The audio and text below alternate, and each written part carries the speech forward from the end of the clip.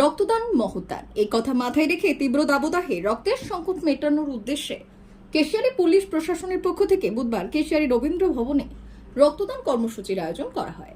এদিন কেশিয়ারি থানার police officer, constable, civic সবাই ডিউটির পাশাপাশি রক্তদান শিবিরে রক্ত দিতে হাজির হন। একে একে সবাই এই শিবিরে স্বেচ্ছায় নিজের রক্ত দান করলেন হাসপাতালে মুমূর্ষু রোগীকে বাঁচানোর উদ্দেশ্যে। মূলত গ্রীষ্মের এই দাবদাহের সময় রক্তের সংকট দেখা দেয় সরকারি হাসপাতালগুলিতে, যেখানে রক্তের আকালে মৃত্যু ঘটে মুমূর্ষু রোগীর। এছাড়াও সম্প্রতি হয়ে যাওয়া লোকসভা ভোটের জন্য এই রক্তদান শিবির থেকে বিরত ছিল ক্লাব সংগঠন এবং রাজনৈতিক দলগুলি। কিন্তু লোকসভা ভোট পর্ব মিটতেই এরপর শুরু হয়েছে রক্তদান শিবির, যেখানে বহু স্বেচ্ছাসেবী সংস্থা, সংগঠন, ক্লাব, বিভিন্ন স্কুল কর্তৃপক্ষের পাশাপাশি এগিয়ে এসেছে পুলিশ কর্মীরা।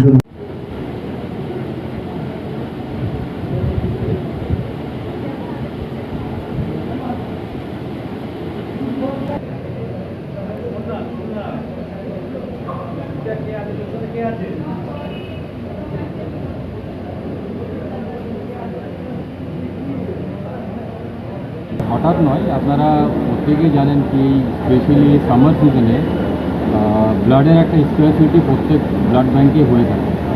তো অলরেডি আমাদের জেলা থেকে একটা ডাইরেকশন আমরা পাই কিছুদিন আগে, তারপরে আমাদের প্রত্যেক থানায় জেলাতে এই ব্লাড ডোনেশন ক্যাম্পটা অর্গানাইজ করছে এবং আজকের যেটা আমাদের শিডিউল ছিল, আমরা আমাদের থানাতে যারা ইউনিফর্ম পুলিশ আছে, আমাদের সিভিক ভলেন্টিয়ার্স আছে, আমাদের ভিলেজ পুলিশ আছে, প্রত্যেকের পক্ষ থেকে আজকে আমরা এই ক্যাম্পটা অর্গানাইজ করি। এখানে আমরা যতটা ম্যাক্সিমাম পসিবল হয় ততগুলো ব্লাড ইউনিট আমরা এখানে আজকে আশা করি যারা ব্লাড ডোনেশন, যারা ব্লাড অর্গানাইজ ক্যাম্প থেকে এসছে ওদেরকে আমরা দিই।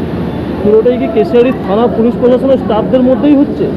হ্যাঁ, আজকে পুরোটাই আমরা কেশিয়ারি থানার পক্ষ থেকেই করছি এবং যারা আজকে ব্লাড ডোনেট করছে তারা প্রত্যেকেই আমাদের আইদার পুলিশের আমাদের অফিসার বা আমাদের কনস্টেবল বা সিভিক ভলেন্টিয়ার বা ভিলেজ পুলিশ, তাদের মধ্যে।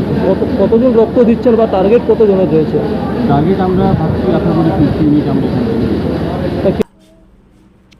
D news, Keshiary.